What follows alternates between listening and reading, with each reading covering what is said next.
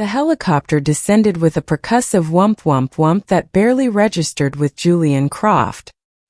He stared out the reinforced window at the city sprawling below, a glittering tapestry of lights that he, in many ways, owned. The market had closed an hour ago, and his net worth had just surged by another $200 million. The acquisition had been hostile, brutal, and brilliantly executed. He had crushed his competitor, dismantled their assets, and absorbed their market share in a single merciless afternoon. He should have been feeling triumphant, electric. Instead, he felt a familiar, gnawing hollowness, a silence in his soul that the roar of the helicopter blades couldn't fill. "Take me home, Robert," he said into the headset, his voice flat. He had cancelled his celebratory dinner. The thought of feigning pleasantries over champagne and foie gras was suddenly intensely unbearable. All he wanted was the quiet of his house. The Croft estate wasn't just a house, it was a statement. A sprawling monolith of glass, steel, and cold white marble set on 50 acres of manicured land. It was designed to intimidate. It was less a home and more a private museum, curated with minimalist furniture, abstract art that cost more than most people's houses, and an unnerving echoing silence.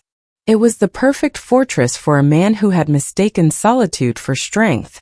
As he stepped out of the car in the climate-controlled garage, the silence wrapped around him like a shroud. No welcoming lights, no scent of dinner cooking, no sound of life.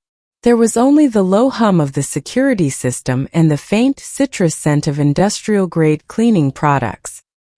His staff were efficient, well-paid, and trained to be invisible. They kept his world running with the seamless, soulless perfection of a machine. He loosened his tie as he walked through the cavernous foyer, his Italian leather shoes clicking sharply on the marble floor. The sound was lonely. He had built an empire, but he had come home to an echo. His thoughts drifted, as they often did in these unguarded moments, to his son, Leo. The boy was 9 years old, a quiet, serious child with his mother's wide, searching eyes. After the divorce 5 years ago, Julian had won custody easily. He had the better lawyers, the bigger house, the infinite resources. He had given Leo everything a boy could ever want. The best toys, the latest gadgets, a bedroom the size of a small apartment. He had enrolled him in the most exclusive schools and hired a string of the city's most sought-after tutors. And yet Leo was failing. Not just in school. His grades were a source of constant low-grade frustration for Julian, but in some more fundamental way. The boy was absent. He moved through the massive house like a ghost, his face perpetually illuminated by the blue light of a tablet. Julian's attempts to connect were clumsy, awkward affairs. He'd ask about school and get a one-word answer. He'd try to explain a business concept, and Leo's eyes would glaze over. Julian loved his son with a fierce, proprietary instinct, but he didn't know him. He had outsourced the boy's upbringing, believing that providing the best was the same as being the best father. The latest report from the current tutor, a stern PhD in mathematics, had been particularly galling. Leo lacks focus and shows no aptitude for abstract concepts, it read. Perhaps a more disciplined approach is needed. Julian had simply wired the money and told the man to redouble his efforts. He decided to check on Leo, a rare impulse for this time of day. He was usually still at the office, waging war in the boardroom. He made his way up the floating glass staircase, his hand gliding over the cold steel railing. The west wing of the house was Leo's territory. As he approached the boys' playroom, he noticed something was off. The usual electronic beeps and boops from a video game were absent. The house was utterly still. A prickle of unease, the unfamiliar sensation of a father's worry, touched his skin. He expected to find the room empty, or perhaps find Leo staring blankly out the panoramic window at the perfectly manicured lawn he never played on. But as he drew closer, he heard voices. Not the booming, impatient tone of the tutor, but a soft, calm murmur, followed by a child's laugh. The sound was so unexpected in the sterile quiet of the house that it made Julian stop dead. The playroom door was slightly ajar. Julian's instinct, the same predatory instinct that served him so well in business, was to remain unseen, to gather information before revealing his presence. He peered through the narrow opening. The scene inside defied all his expectations. It scrambled the neat, orderly files of his world. His son Leo was not on his tablet. He was on the floor, cross-legged on a large white rug, and his face, which was so often sullen and distant, was alive. His eyes were wide with fascination, a small eager smile playing on his lips. He was completely captivated. And the person he was captivated by was Sarah, the maid. Julian had barely registered the woman before. She was in her early 30s, quiet and efficient. She kept to the background, a silent presence who cleaned his messes and then disappeared. He remembered her name only because it was on the payroll. In his mind, she was simply the help, a functional part of the household machinery. Now seeing her there on the floor with his son was like seeing a piece of furniture come to life. She wasn't playing with Leo. She was teaching. But it was unlike any tutoring session Julian had ever witnessed. There were no textbooks, no worksheets, no flashcards. Instead, spread out on the rug between them was a collection of ordinary household items. A large glass bowl of water, a handful of marbles of different sizes, a flashlight, and a spool of thread. Okay, so imagine the big marble in the middle is the sun. Sarah was saying, her voice a low melodic hum. It's huge and heavy, right? So it has the most gravity. It's like the biggest, bossiest kid on the playground. Leo giggled. Like Tommy H. in my class. Exactly like Tommy H. Sarah smiled. Now this little marble, she said, picking up a smaller one, is the earth. If we just put it next to the sun, what happens? She let it go and it simply sat there. Nothing. It's boring. But what if the earth has some speed? What if it's trying to run past the sun? She took the marble and, with a deft flick of her wrist, sent it spinning around the inside edge of the glass bowl. It didn't fall to the middle. It circled, tracing a smooth, steady path. See? Its speed wants to make it fly away in a straight line, but the sun's gravity keeps pulling it back in. And when those two things are perfectly balanced, you get an orbit. Leo's mouth was a perfect O of wonder. Wow. So we're always falling, but we're also always moving too fast to ever hit the ground. That's exactly it. Sarah's face lit up with a genuine, infectious passion. You're a planet, Leo. Isn't that the coolest thing? Julian stood frozen in the hallway, his mind struggling to process the scene. He had spent tens of thousands of dollars on experts who had assured him his son struggled with abstract concepts.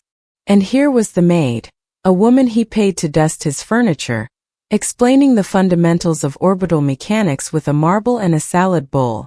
And his son was not only understanding it, he was excited by it. He saw a spark in Leo's eyes he had never seen before.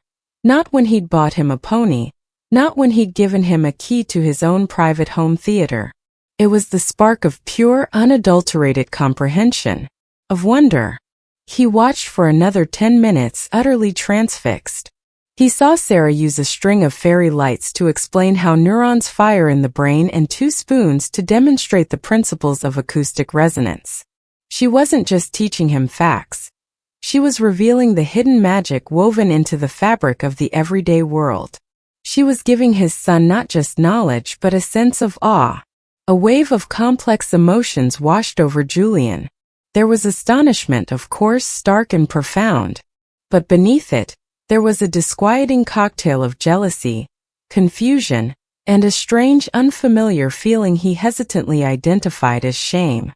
He, the brilliant strategist, the master of the universe, had never once managed to elicit that look of joy from his own son. As Sarah began to gather the items, Leo's face fell. "Is it over?" he asked, his voice small. "For today," Sarah said gently. "I've still got the bathrooms on the main floor to finish." Leo reached out and put a hand on her arm, a gesture of easy affection that made Julian's heart clench. Can we do this again tomorrow? Please. It's way more fun than Mr. Henderson. Then the boy looked around conspiratorially, his voice dropping to a whisper. Please don't tell Dad. He'll just hire another expensive tutor who makes me feel dumb. The words, spoken in the innocent, honest voice of his own child, flew down the hallway and struck Julian with the force of a physical impact. He instinctively took a step back, hiding himself deeper in the shadows of the corridor. His son wasn't just connecting with the maid. He was actively hiding that connection from his own father. He saw his father not as a source of support, but as the source of the problem. The $200 million he had made that afternoon suddenly felt like ash in his mouth. In the silent, echoing gallery of his life, he had just stumbled upon a masterpiece, a portrait of his son's happiness, and realized with sickening certainty that he was not in the picture. He was just the man who owned the wall. Julian retreated from the doorway as silently as a predator backing away from its prey. He moved down the long, empty hallway, his confident stride gone, replaced by a quiet, uncertain shuffle. The words his son had whispered echoed in the vast, empty chambers of his mind. Please don't tell Dad. He makes me feel dumb. It was a simple, childish sentence, yet it had surgically dismantled Julian's entire conception of himself as a father. He had always believed his wealth was a shield for his son, a guarantee of the best of everything. He had never considered that it could also be a wall, or worse, a weapon that, in his clumsy handling, had been pointed at the very person he sought to protect. He reached his study, a cavern of mahogany, leather, and smoked glass overlooking the city lights, and closed the door, the heavy click sealing him inside with his own bewildering thoughts. He didn't turn on the lights. He stood in the darkness, the glittering cityscape a silent testament to a power that suddenly felt useless. For the first time in his adult life, Julian Croft had no idea what to do. His usual playbook, acquire, delegate, intimidate, control, was utterly worthless. You couldn't stage a hostile takeover of your own son's heart. And so, he did the only thing he could. He began to watch. For the next week, Julian altered his schedule, a move that caused quiet panic amongst his executive assistants. He started leaving the office early, arriving home under the pretense of forgotten paperwork or a pending international call, all so he could become a ghost in his own house. He learned the staff's routines, the quiet hum of the house's life that he had always been absent for. And he observed Sarah. He saw her not as a maid, but as a kind of magician, one who pulled lessons from the most mundane of chores. One afternoon, he watched from the half-open door of the laundry room as she taught Leo about centrifugal force. She had him place a single wet sock inside the washing machine. "Okay, feel how heavy it is," she said, letting Leo hold the dripping sock. Then she turned the machine onto its final high-speed spin cycle. The machine whirred, then ramped up to a thunderous roar. When it was done, she pulled the sock out. It was nearly dry. "Where did the water go?" she asked, her eyes twinkling. "It flew out," Leo guessed. "Exactly." The machine spun so fast it threw all the heavy water to the outside, right through those little holes in the drum. That's centrifugal force. It's the same force that keeps the water in a bucket if you swing it over your head, and it's what helps keep satellites in orbit around the Earth. Julian watched, mesmerized, as his son's face lit up with understanding. A washing machine, something Julian hadn't looked at twice in his life, had just become a gateway to understanding the cosmos. Another day, he found them in the grand foyer, where Sarah was polishing the black and white marble tiles. Leo sat beside her, a rag in his hand, looking intently at the floor. "You see the pattern, Leo?" she was saying, tracing a shape with her finger. "This is called tessellation. It's when shapes fit together perfectly with no gaps or overlaps. Like a honeycomb or the scales on a fish. It's math you can walk on." She showed him how the squares could be divided into triangles, how the lines created a perfect repeating grid. Julian had walked across that floor thousands of times, and all he had ever seen was an expensive, high-maintenance surface. Sarah had revealed it to be a canvas of mathematical beauty. He saw her use the fizzing reaction of baking soda and vinegar to clean a drain as a lesson in acid-base chemistry. He saw her point out the different types of clouds from the kitchen window, explaining meteorology while she washed the dishes. She was turning his cold, sterile mansion into the most fascinating classroom in the world. During this time, Julian made his own clumsy attempts to connect with Leo. He bought him a new, outrageously expensive virtual reality gaming system.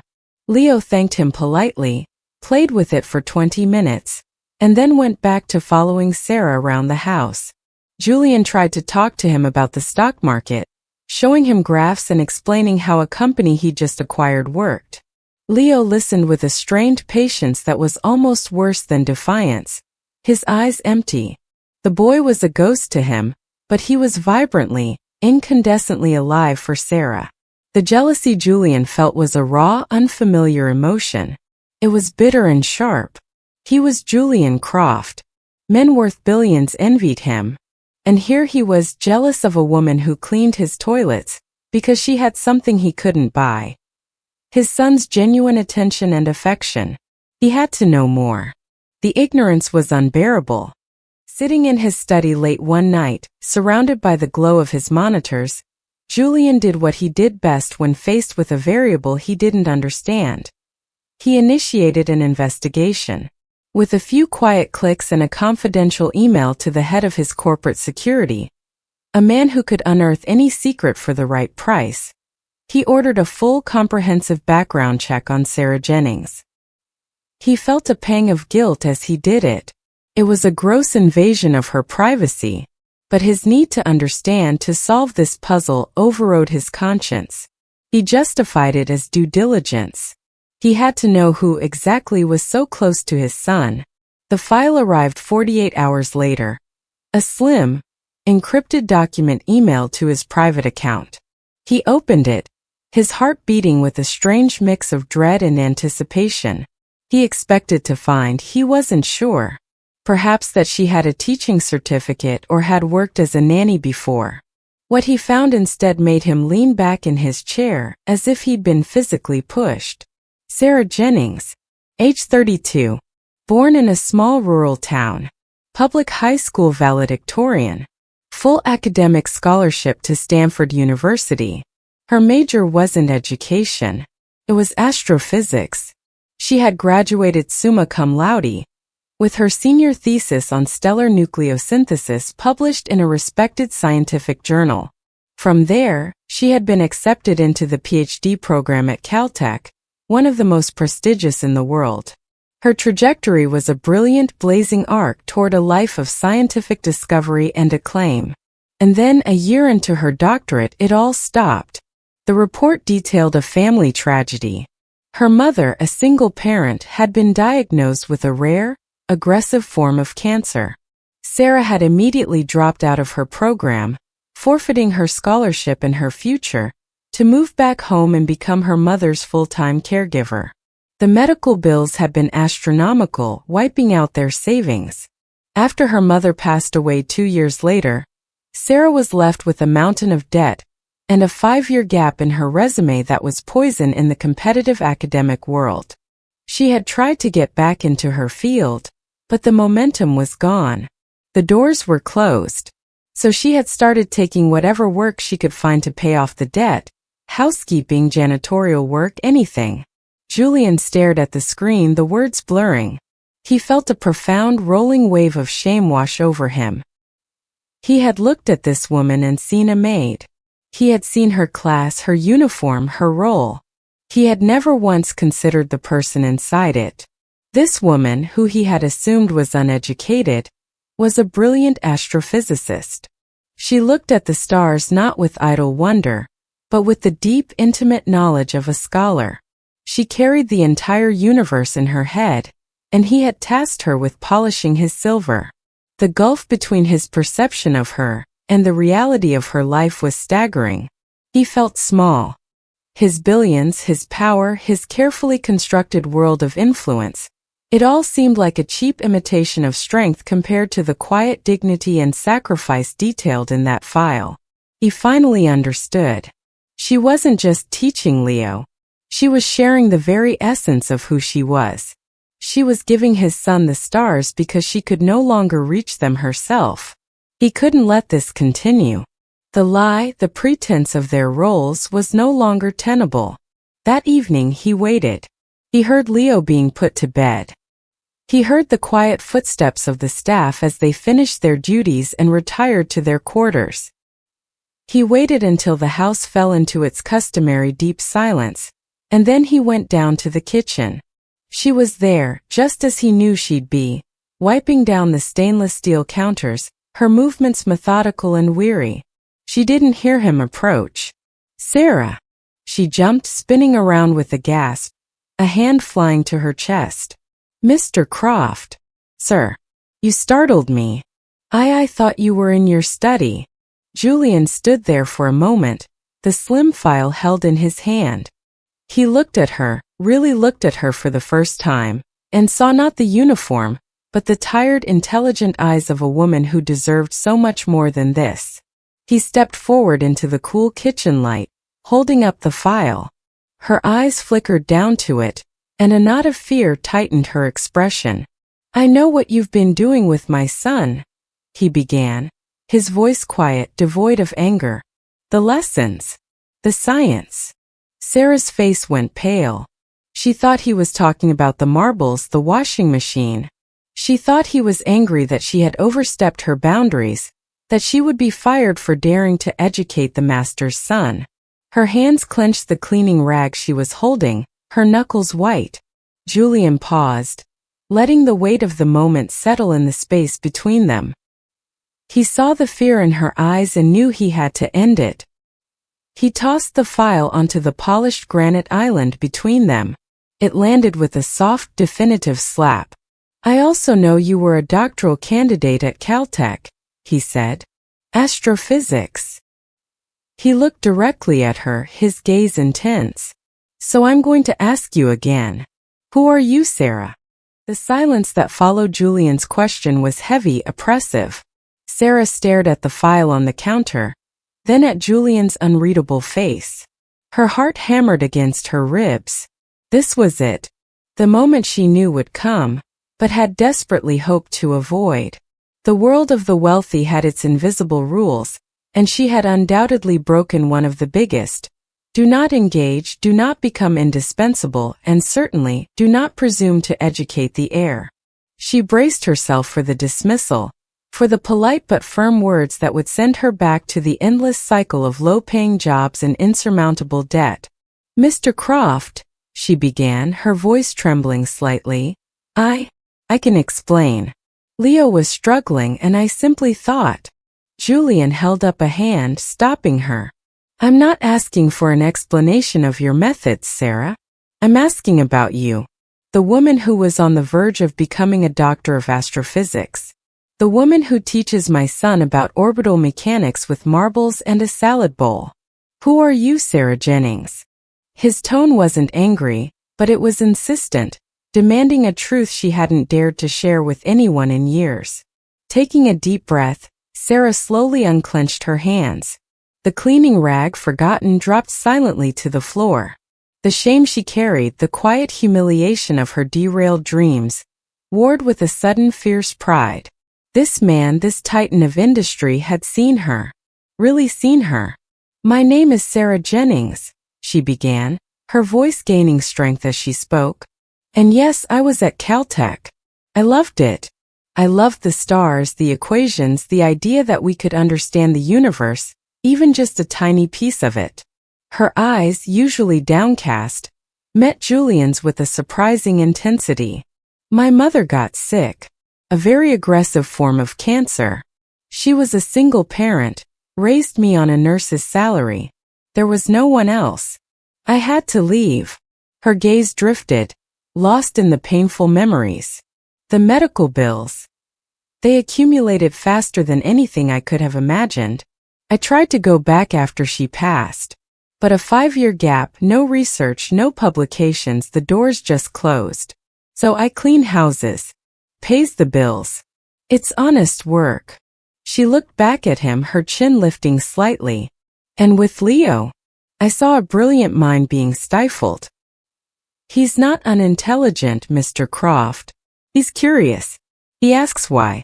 But your tutors, with their rigid curricula and abstract theories, they weren't speaking his language. They weren't showing him the wonder. They were just feeding him facts to memorize. He felt dumb because no one was making the knowledge accessible, real. They were forcing him to memorize the destination without showing him the journey. Her words were a torrent, a dam breaking. She spoke with a passion Julian hadn't realized was possible in the quiet maid who dusted his rare artifacts. She was articulate, intelligent, and utterly fearless in her conviction. And as she spoke, Julian felt a profound sense of humility, a feeling more crushing and more liberating than any business defeat. He had tried to solve every problem with money and distance. He had outsourced his son's education, his emotional development, his very childhood. He had paid for tutors and nannies and expensive schools, believing that the best meant the most expensive. But the best had been right here, patiently teaching his son about the universe from his laundry room. He saw with brutal clarity his own failures. He had created an environment where his son felt more comfortable confiding in the maid than in his own father. He had bought silence, not peace. He had built a fortress, not a home. Sarah, Julian said, his voice surprisingly soft. I owe you an apology. For my assumptions. For not seeing you. For not seeing my own son. He paused, gathering his thoughts. The silence in the kitchen was now different, charged with a new understanding, a different kind of respect. What you've done for Leo, it's invaluable. It's more than any tutor, any school has ever achieved. He took a step closer, his eyes intense.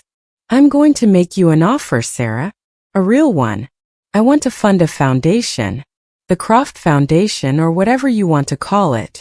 Dedicated to a new kind of education. Your kind of education. One that fosters curiosity, makes learning tangible, ignites wonder in children like Leo who are being failed by traditional methods. Sarah blinked, processing his words. A foundation? Funded by Julian Croft? It was an unimaginable opportunity, a chance to reclaim her life's purpose, to use her intellect and passion for science in a way she had long believed was lost to her. You would head it, of course, Julian continued, warming to the idea, the corporate strategist in him re-engaging, but this time with a humanitarian purpose. You design the curriculum, hire the staff, shape the vision. I'll provide unlimited funding, resources, connections. We could reach thousands of children, Sarah. Give them what you gave Leo. It's a chance to change the world. To change lives. He looked at her, his expression earnest. It's a chance for you to finally pursue your passion again. To become Dr. Jennings, not just the maid.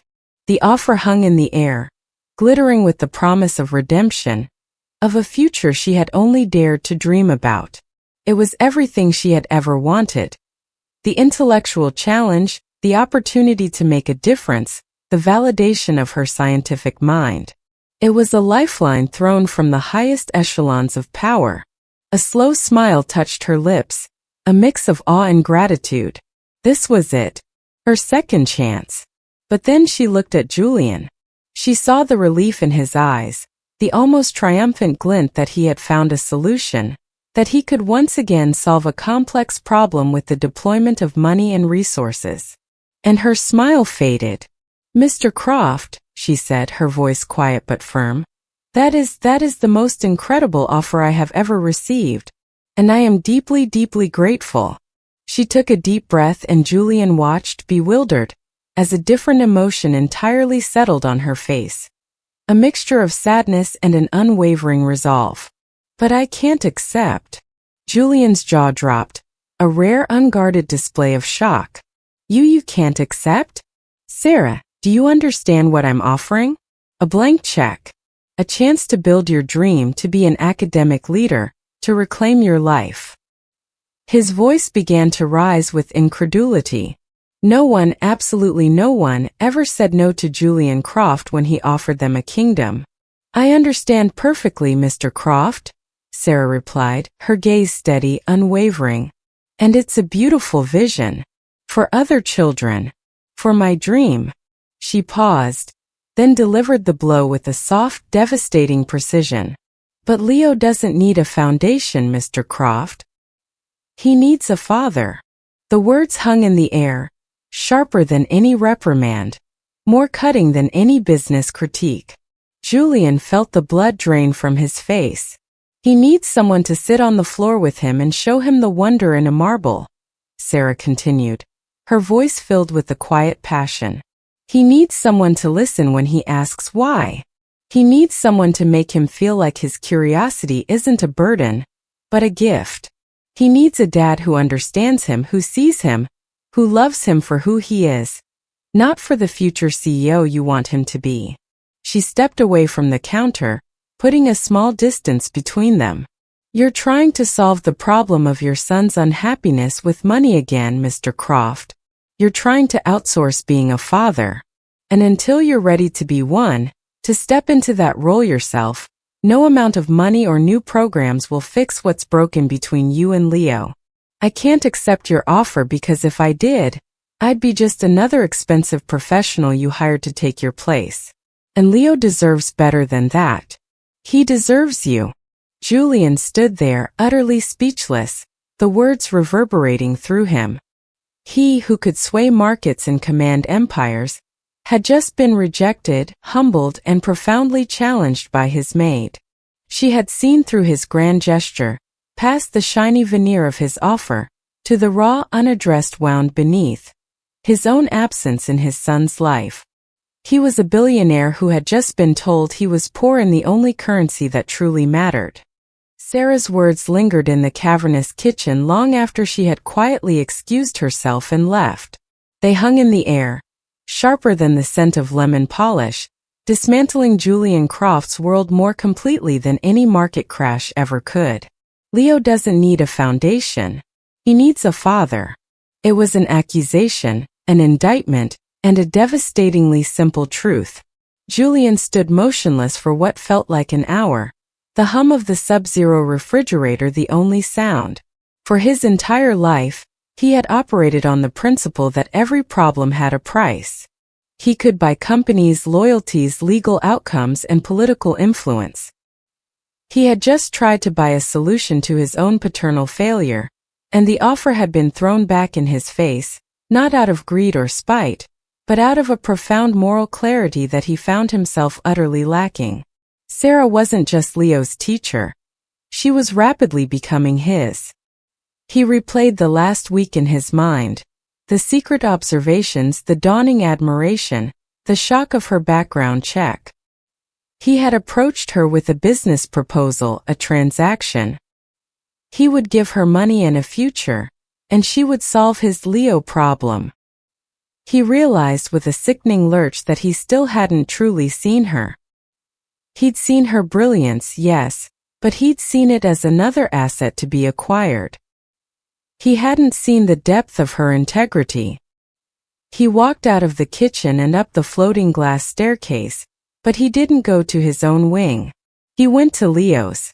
He pushed the door open a crack. In the soft glow of a rocket ship nightlight, he could see his son's small form, a lump under the duvet. The room was filled with expensive things, a state-of-the-art telescope still in its box, a wall of unopened Lego sets, a drone resting on a shelf. It was a museum of a father's guilt. Julian looked at this child, his own flesh and blood, and felt like a complete stranger. He gently pulled the door closed, a terrible, aching void opening up in his chest. The next morning, the global financial markets were rocked by a series of moves from Croft Industries.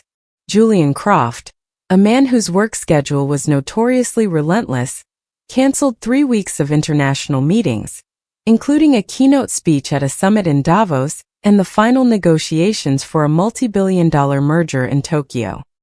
His board was in chaos, his assistants were fielding frantic calls, and rumors began to fly. Was he ill? Was the company in trouble? The truth was far more radical. Julian Croft was coming home. He found Sarah in the library, dusting books whose spines had not been cracked in a generation. She looked up as he entered, her expression wary, expecting perhaps that he was there to fire her after all. He looked haggard. His usually immaculate suit was rumpled, and he hadn't shaved. "Mr. Croft," she said quietly. "Julian," he corrected her, the name feeling foreign on his own tongue in this context. "My name is Julian." He stopped a few feet from her, his hands shoved awkwardly in his pockets. He was a man used to commanding any room he entered, but here in the quiet, sun-dappled library of his own home, he felt utterly powerless. "I've been thinking about what you said," he began, his voice rough. "You were right. About everything. I've been trying to outsource the most important job I will ever have." He took a breath, the confession costing him more pride than any business loss ever had. "So I have a new proposal. Not for a foundation. For me." Sarah waited, her expression unreadable. "Don't teach my son," Julian said, his voice dropping, raw with a vulnerability he hadn't shown another living soul. "Teach me. Teach me how to reach him. Teach me how to be his father." Sarah's composure finally broke. A flicker of profound surprise, followed by something akin to hope, softened her features. She saw the desperation in his eyes, the genuine, painful plea. This wasn't a transaction. This was a surrender. "I'm not a family therapist, Julian," she said softly. "I don't need a therapist. I need a translator," he replied. "You speak his language. The language of wonder. I only speak in profit and loss.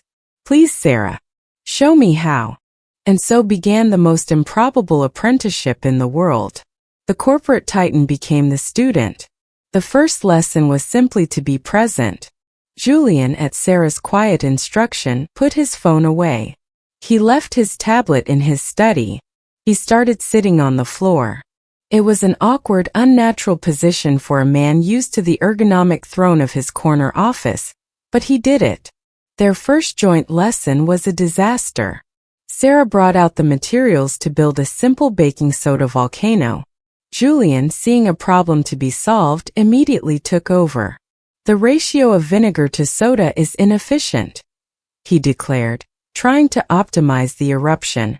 "We should model the cone for better structural integrity." Leo, who had been excited just moments before, visibly deflated, retreating into his shell. Sarah gently placed a hand on Julian's arm. "The goal isn't an efficient eruption, Julian," she whispered. "It's about the joy of making it fizz. Let him make a mess. Let it be his discovery." Humbled, Julian sat back. He watched as Sarah let Leo pour the vinegar himself, his small hands fumbling with the bottle. When the foam erupted over the top of their makeshift volcano, Leo let out a whoop of pure delight. And in that moment, watching his son's unrestrained joy, Julian felt a flicker of something far more satisfying than a rising stock price. Slowly, painstakingly, he learned. He learned to stop giving answers and start asking questions. He learned that the silence he had always tried to fill with lectures was actually space for his son's thoughts to grow. Guided by Sarah, they tackled the unopened science kits, the neglected toys. They spent an entire afternoon building a ridiculously complex Lego starship. Julian's instinct was to follow the instructions perfectly, but Leo wanted to add extra wings and more laser cannons. The old Julian would have corrected him. The new Julian, remembering Sarah's advice, said, "Show me how you think that would work." They took the expensive telescope out of its box and, with Sarah's help, set it up on the great lawn one evening. Sarah pointed out the constellations, telling them the ancient stories behind the stars. Julian, who could track the complex movements of global commodities, was humbled to realize he couldn't find the Big Dipper. He listened as Sarah explained nebulas and red giants, and he saw his own son, once distant and unreachable, transform into an expert, proudly pointing out Jupiter and its moons. The house began to change. The sterile silence was broken by the sounds of laughter, of small playful arguments, of a father and son actually talking. The ghost of a boy who haunted the mansion's halls was gone. In his place was Leo, a bright, funny, curious child who was finally being seen. Julian, in turn, was also changing. The gnawing hollowness in his chest was receding, replaced by a warmth he had never known. The thrill of closing a deal paled in comparison to the thrill of seeing his son's eyes light up when he finally understood a difficult concept. He was discovering a wealth he never knew existed, a currency of connection and shared moments that made his billions feel like pocket change. One night, after a long evening spent building and launching a model rocket that crashed spectacularly into a prize-winning rose bush, Julian was tucking Leo into bed. The boy was sleepy, his face smudged with dirt and happiness. "Dad," Leo said, his voice mumbled from the pillow. "Yes, son. Today was the best day." The simple words landed in Julian's heart with a gentle, profound weight. "Me too, Leo. Me too." As he was about to turn off the light, Leo held up a piece of paper. "I made this for you." Julian took it. It was a child's drawing, rendered in thick, colorful crayon. It depicted 3 stick figures standing on a green lawn under a sky full of big, yellow stars and a smiling moon. A tall figure, a small figure, and a figure with long brown hair. They were all holding hands. "It's my family," Leo said, his eyelids fluttering closed. "You, me, and Sarah." Julian stared at the drawing, a lump forming in his throat. The raw, unfiltered truth of it, the simple, powerful declaration of his son's heart, overwhelmed him. The 2 people who mattered most to his son were him, the father who was just learning how to be present, and the woman who had taught him how. He looked at the 3 figures, smiling under the crayon stars, a perfect, unconventional little constellation. His eyes, for the first time in decades, filled with tears. He finally understood what it meant to be truly rich. Julian stood in the quiet hallway for a long time, the simple crayon drawing clutched in his hand as if it were the most valuable stock certificate in the world. The tears that had surprised him now fell freely, silent tracks on a face known for its stony impassivity. They were tears of grief for the years he had lost, for the father he had failed to be. But they were also tears of a profound, shattering joy. He had been given a second chance.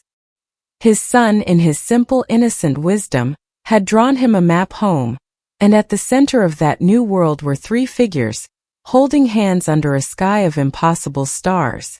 He finally understood. Family wasn't a structure you inherited or a contract you signed. It was a constellation you built star by star, moment by moment. And his constellation, improbable and unconventional as it was, included Sarah. She hadn't just saved his son, she had saved him too. The next morning, Julian found Sarah in the garden, tending to a small patch of herbs near the kitchen. The sun was warm, and for the first time, Julian noticed the way the light made the dew on the rosemary leaves glitter. He had lived on this estate for years and had never truly seen the garden. "Sarah," he said, his voice calm and clear. She turned, a small trowel in her hand, her expression neutral but questioning. He didn't look like the desperate, pleading man from the library, nor the powerful CEO from the kitchen. He looked peaceful. "I have another proposal," he said, and he saw her tense slightly. He gave a small sad smile. "Not a transaction. A request." He walked closer and held out the drawing Leo had made. "My son seems to think we're a family." Sarah looked at the drawing, her professional composure melting away as she saw the 3 simple figures. Her hand went to her mouth and her eyes glistened. "I think he's right," Julian continued softly. And families, as I'm learning, are supposed to build things together. He took a breath. The foundation. I still want to do it. But I was wrong about what it should be. It's not about my legacy or your career. It's about the kids. All of them. So my proposal is this: let's build it together. As partners. Not a prestigious institute for the wealthy, but a free community learning center. We'll put it in a neighborhood that needs it most, where the kids don't have private tutors, where a little bit of wonder could change everything. He looked at her, his sincerity absolute. And this isn't a temporary project for me. I've already started the process. I'm stepping down as CEO. I'll remain as chairman of the board, but my day-to-day responsibilities are being delegated. My job from now on is being Leo's dad. I'm going to be home for dinner. I'm going to be there for science fairs and scrape knees. That is non-negotiable. He paused. I can't do this without you, Sarah. Not the foundation and not this. He gestured between them, a nod to the fragile, unconventional family they had become. Leo needs you. And I think I do too. Sarah stared at him, her heart full. This was the man she had hoped was underneath the layers of wealth and power. The change in him was real, profound, and permanent. He wasn't offering her a job anymore. He was offering her a shared purpose. He was offering her a home. Yes, Julian, she said, a brilliant, genuine smile finally breaking through. Yes. Let's build it together. The months that followed were a blur of joyous, chaotic activity. A neglected warehouse in an underserved part of the city was purchased and transformed. Julian's vast resources, once used to acquire competitors, were now deployed to acquire microscopes, 3D printers, and art supplies. Sarah's brilliant mind, once confined to dusting schedules, was now unleashed on curriculum design, creating a space that buzzed with the energy of discovery. The Croft Jennings Learning Center opened on a sunny Saturday. It was nothing like the sterile, minimalist mansion Julian once called home. The walls were painted in bright, vibrant colors, covered in children's art and scientific diagrams. The sound of excited chatter and small, happy explosions from the chemistry corner filled the air. And at its center were the three of them. Sarah, who insisted everyone call her by her first name, moved through the space with an easy, confident grace. She was Dr. Jennings' now an all but name, a mentor and an inspiration, her passion for science igniting dozens of young minds at once. Leo, once a silent ghost in a lonely mansion, was a confident, bright-eyed boy who had become one of the center's best explainers.